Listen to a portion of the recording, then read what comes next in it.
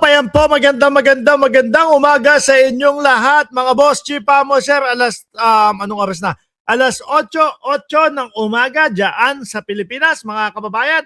Kamusta na po kayong lahat, mga bossing? Sabi ni Ma'am Merly Belen, si Bato daw namataan sa Ilocos na sumakay at sumakay ng yate kay Chabit.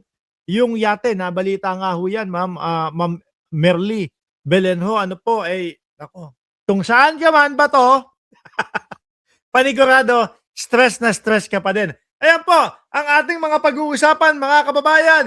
Si Marcoleta, binugbog daw po base sa kanyang salaysay, mga boss Chipamo, sir.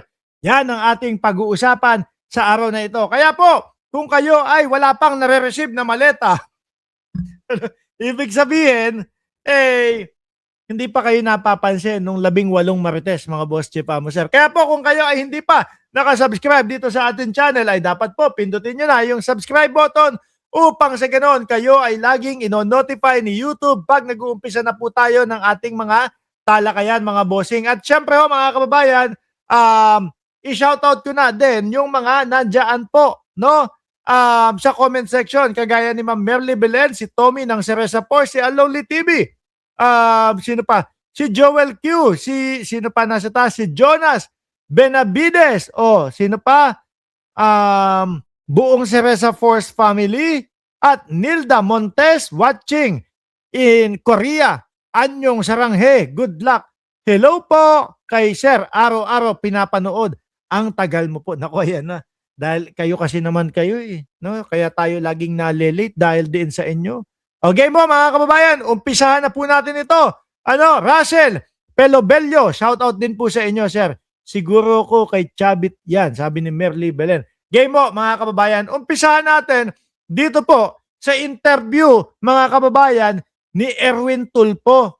Ano po?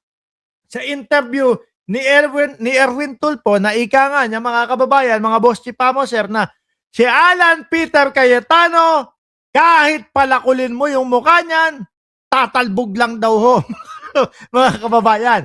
Eto. At eto, may sinasabi din po si Erwin Tulfo, na kahit daw po 16, 17, 18, hindi bababa si Alan Peter Cayetano. Wait for me there, okay?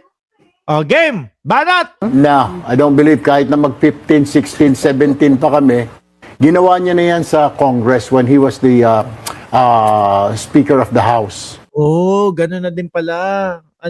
Hindi, kasi itong si Alan Peter Cayetano, kung di ako nagkakamali, nakipag-term sharing. No? Siya ngayon nauna doon sa sharing.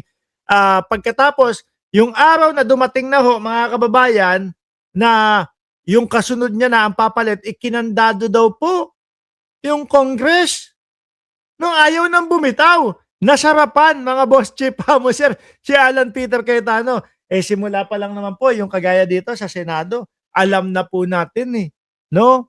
Na makapalmoks talaga. Biruin nyo, ang yabang-yabang ni Peter Cayetano ang sinasabi sa atin, sa mamamayang Pilipino, tingnan mo naman, sino ba naman ang hindi matutuwa, ang hindi magiging masaya kung ikaw ay iniluklok, inihalal bilang Senate President nang hindi mo sila kinakausap. Pero ang totoo naman pala ho, mga kababayan, siya ang nag-organisa at siya ang mga kumausap doon sa mga senador para iboto siya, iluklok siya bilang Senate President. Pati ho sa pagsisinungaling, makapal ang muka. No, palakulin mo daw ho, tatalbog lang daw yung yung palakol. When it was time for him to step down, kasi may gentleman's agreement sila with Lord Alan Velasco. Come June 21 yata, 2020, ako na. Come June 21, pinadlock niya yung Tarantado din talaga no? Nung matatapos na yung araw ng kanyang pagiging House Speaker, pinadlock na yung kandado. Kundi ba namang gago Tapos dinala niya yung mace. Akala niya hindi makapag-session pag walang mace. Ang ginawa ni Lord Alan, pumunta sa celebrity. Doon siya nag-kwan. At pagkatapos, kaya yung sinasabi niya, nakikialam yung executive administration sa Congress, sa legislative. Kasi na-experience niya. Pero ang sinisisi kasi ni Alan Peter Cayetano, ang ano daw po, ang ehekutibo daw po o si Pangulong Bongbong Marcos o ang Malacanang daw po. Sabi pa ni Alan Peter Cayetano patungkol ho dyan, mga kababayan. Kaya kayo, Malacanang, no, maglagay pa kayo ng isang senador para maging 13 kayo, para maging 13 itong mga ito para ako ay bababa na. Pero, ang sabi, wala daw Senate President ngayon.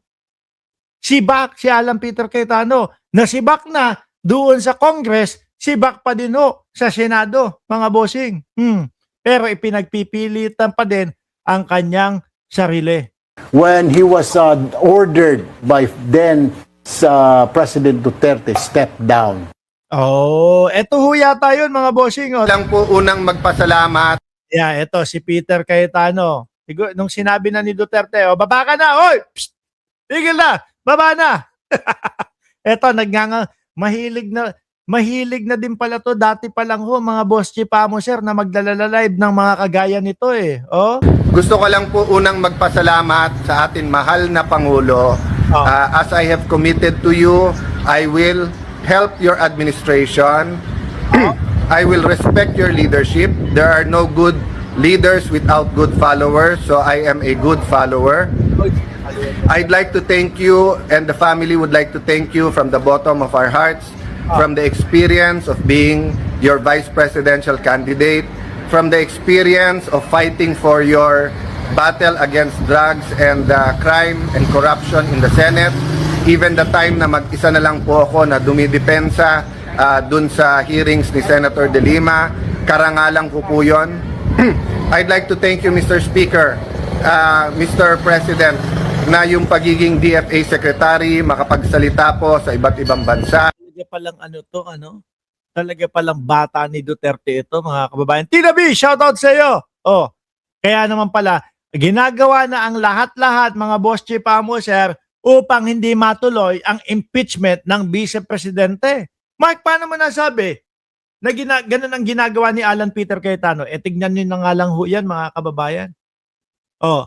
Yung 18 Marites na pagharap nila doon sa Green Committee nila, para dyan ho yun Para po i-discredit yung mga tao na mga nagsusulong ng impeachment ni Vice Presidente Inday Sara Duterte. Kaya ho, tignan nyo, sa pool, yung mga ayaw makipagtulungan sa kanila at yung mga nagsusulong ng impeachment. Si Luis Tro may maleta, si Paduano may maleta, si Barbers may maleta, sino pa? Yang sila